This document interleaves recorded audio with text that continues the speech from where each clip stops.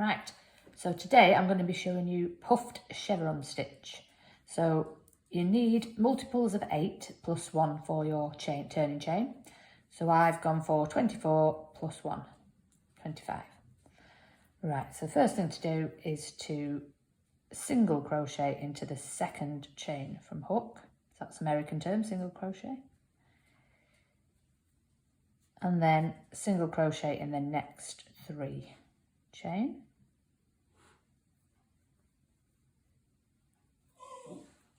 That's my dog. He won't leave my side today. So you might make a few noises while we're doing this, sorry. Okay, 1, 2, 3. Okay, so we've got 4 all together now. 4 single crochet all in a row. Okay, so this is where we're going to make our puff stitches in the next 4 chain. So the first row is always the hardest because working into chain, you don't have a lot to hold on to. And sometimes it's a bit tricky to see where to go. So I'm going to yarn over, I'm going to go into the chain, yarn over, pull through, and then we're going to yarn over again, and do that one more time, yarn over, pull through, till you've got 5 loops on your hook. And then you're just going to yarn over one more time, pull through all 5 loops. Okay, so that's 1. Yarn over into the next chain, which is always fiddly. Yarn over, go back in, yarn over. I'm getting snagged on that loop there. 5 loops on hook, yarn over, pull through all 5. So that's 1, 2, yarn over into the next chain, yarn over, in again, yarn over, pull through, 5 loops on hook, yarn over, pull through all 5. We've got 1, 2, 3, and we want 1 more. Yarn over, go into the next chain, yarn over, into the same chain, yarn over, pull through, 5 loops on hook, pull through all 5. So you'll be able to see now that's a much taller area of stitches than the single crochet. So, and they've got quite a nice dense puff effect. So I'm using Stylecraft Bambino for this. It's a really nice, soft, bouncy yarn. So if I was to go on and make a blanket in this, it would be really nice with this type of stitch. Okay, so that was 4 puff stitches, and then we just repeat that pattern. So we're going back to our single crochet in the next stitch and the next 3. So 4 of each.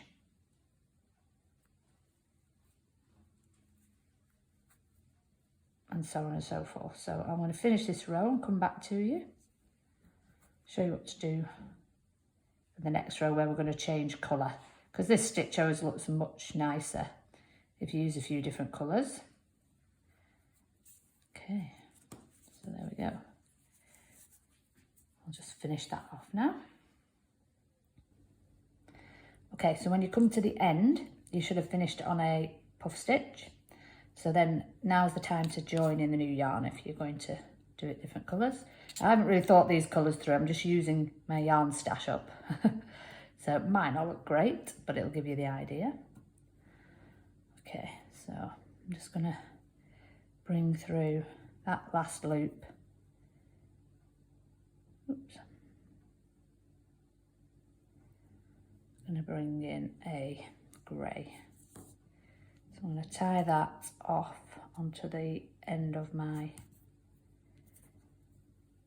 green. Tail end, obviously, not the working yarn. So it's a bit fiddly, this bit, especially when I'm filming. I think I must say that on every video. Okay. Tie that in. Right, so now we're ready to use this colour. Just going to pull down on the green slightly just to tighten that up. So the working yarn is still in play because we're going to use that again later on. So if you just pull the working yarn from the last colour, you'll get that nice and secure. Okay, so we're going to chain 1 and then turn. And the first stitch is going into the puff stitch. This is where it gets quite straightforward because we're just going to put single crochets into each puff stitches into each single crochet, and you've got 4 of each. So we're going 1, 2, 3, 4. And it's much easier than working into chain at last, thankfully. Yarn over, pull through, yarn over, pull through, and you've got 5 loops. Pull through all 5, yarn over, again, pull all 5. So I'm sure you've got the idea of this now. And that is all you need to do. And each time you change colour, you'll just do it on the end, the same way I did. And then when you want to use that colour again, you just pick it up again and it'll leave just a float up the side of your work, which you can, depending on what you're making, you can hide that with a border afterwards. There's different ways of hiding it. I'm actually planning to make a bag, not in this yarn, in a Aran cotton, and I'm actually making that in the round. So instead of doing what we've done today, we'll still use multiples of 8, but make a chain loop in a multiples of 8. We don't need the added chain because we're going to work into every single chain. And then that way your floats and your colours will always be in the same place. So you're not relying on which colours at which end. You can pick and choose which one you want to carry through. So that's why I quite like working in the round when we're doing colour changes where you don't cut your yarn. And obviously if you're not cutting your yarn, it's much easier and you can work faster because you're not having to tie in new yarn all the time. So now I'm on to my 4 single crochet,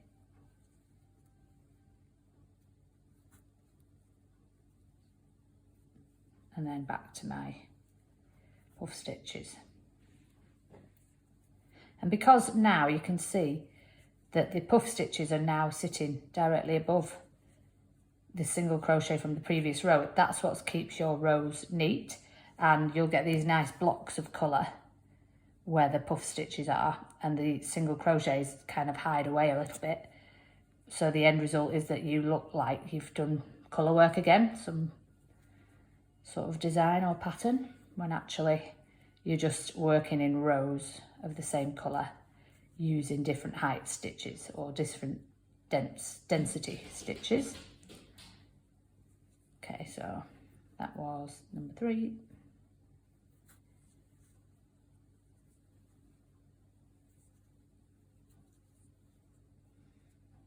Number 4. So get a bit more yarn. And then 4 single crochet.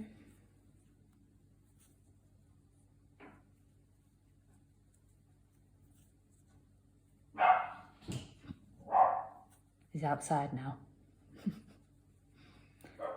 Okay, and then last 4. So always end the row on your puff stitches.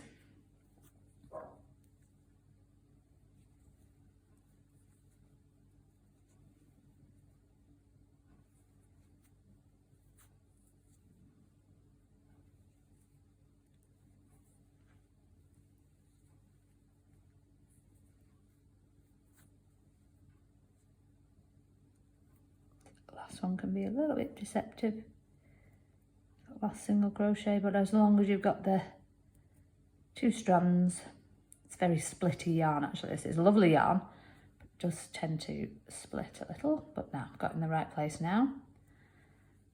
And that's my last, just trying to get back in now, my last puff stitch. Okay, so you'll see it's obviously, it is a chevron stitch, so you will have that slight chevron on the edge. If you didn't want to have that to start with, you wanted a straight edge, you could do a starting chain with a single crochet, a half double crochet, a half double crochet, 2 double crochets, half double crochet, half double crochet, a single, another single, and so on in groups of 8.